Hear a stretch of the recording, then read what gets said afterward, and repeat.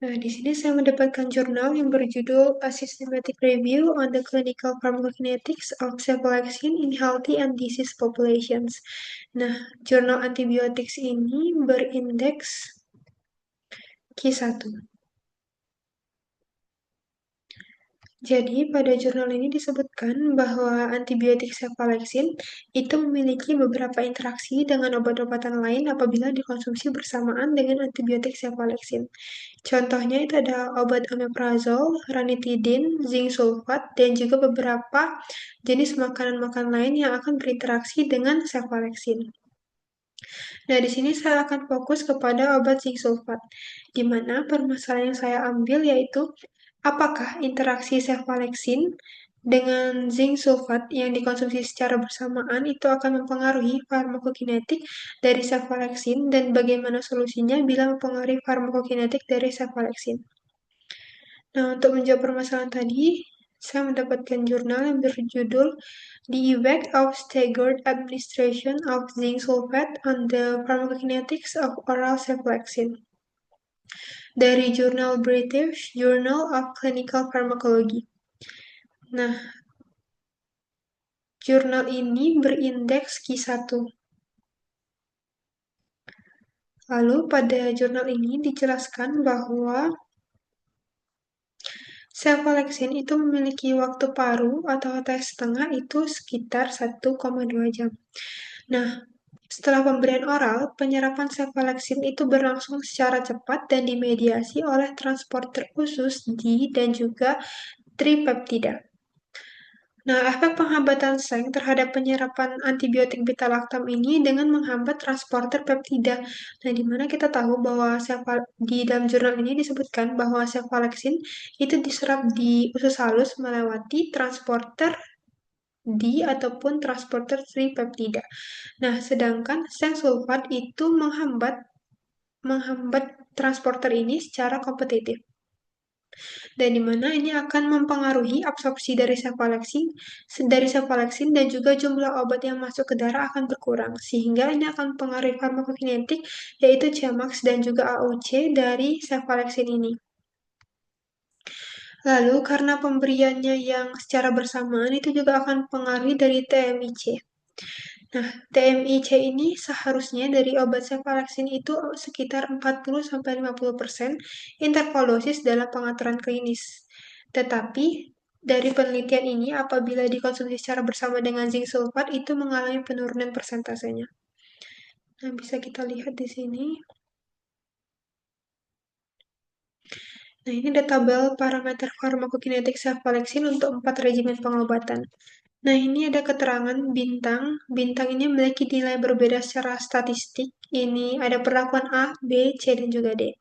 Nah, ini A itu untuk perlakuan cefalexin 500 mg yang diberikan sendiri. Ini ada perlakuan B, itu cefalexin yang diberikan bersama dengan zinc sulfat. Lalu ada perlakuan C, itu diberikan zinc sulfat terlebih dahulu, lalu 3 jamnya lagi itu diberikan cefalexin. Sedangkan yang D, itu diberikan cefalexin terlebih dahulu, lalu 3 jamnya lagi itu nanti diberikan zinc sulfat. Nah, yang memiliki nilai berbeda secara statistik itu ada pada nilai farmakokinetik yaitu Cmax, Cmax, AUC, dan juga TMIC. Nah, di mana Cmax ini, Cmax pada kondisi A, yaitu kondisi yang hanya cefalexin saja, itu memiliki nilai 18, sedangkan pada perlakuan yang B itu memiliki penurunan yang sangat signifikan, karena diberikan secara bersamaan dengan zinc sulfat. Nah, sedangkan yang C itu juga mengalami penurunan, tetapi tidak turun drastis seperti perlakuan yang B. Sedangkan untuk perlakuan yang D itu mengalami penaikan sama seperti perlakuan yang A, tidak berbeda jauh angkanya daripada perlakuan A, yaitu perlakuan yang hanya cefalexin saja. Nah, lalu ini juga berlaku untuk AUC dan juga TMIC-nya. Dari tabel ini bisa terlihat jelas bahwa perlakuan D itu memiliki nilai yang tidak berbeda jauh dengan nilai perlakuan A. Nilai perlakuan D itu yang cefalexin diberikan 3 jam terlebih dahulu, baru diberikan zinc Nah, lalu di sini ada juga gambar konsentrasi dari cefalexin di kadar plasma. Nah, ini ada gambar perlakuan tadi. Ada A, B, C, dan D.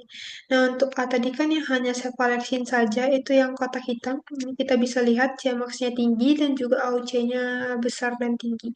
Nah, kalau misalnya yang B, itu kotak putih.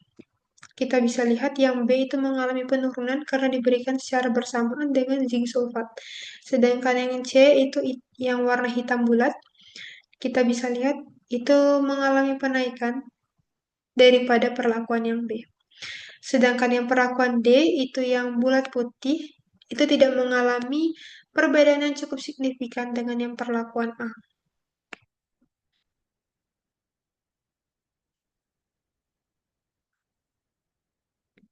Nah, tadi kan telah dibilang bahwa rata-rata TMIC pada obat cefalexin yang diketahui pada jurnal ini adalah dalam rentang persentase 40% sampai 50%. Nah, di sini kita bisa lihat bahwa TMIC pada perlakuan D itu dalam rentang 54%. Tidak jauh signifikan dengan perlakuan yang A yang sebesar 57%. Sehingga bisa disimpulkan bahwa pemberian cefalexin itu dapat dilakukan apabila kita ingin menggunakannya secara bersama dengan zinc sulfat, itu bisa kita memberikannya jeda 3 jam, sehingga kita memberikan antibiotik cefalexin terlebih dahulu, lalu kita 3 jam lagi baru kita memberikan zinc sulfat agar tidak terjadi interaksi farmakokinetik dari kedua obat ini. Nah, kenapa cefalexin yang telah diberikan terlebih dahulu 3 jam baru diberikan zinc sulfat itu tidak mempengaruhi farmakokinetiknya? Karena cefalexin itu telah mencapai konsentrasi maksimal 1-2 jam setelah pemberian dosis. Nah, sehingga interaksi dengan seng itu hampir sepenuhnya dapat dihindari setelah memberikan dosis cefalexin 3 jam setelah dosis seng.